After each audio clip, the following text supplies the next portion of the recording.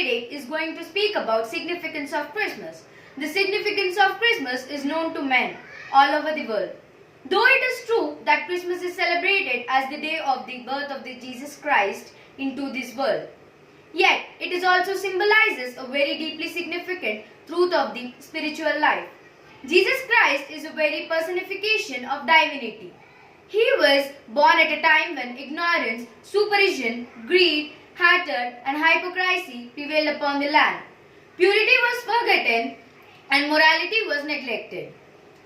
In the midst of these conditions, Christ was born and he worked a transformation in the lives of people.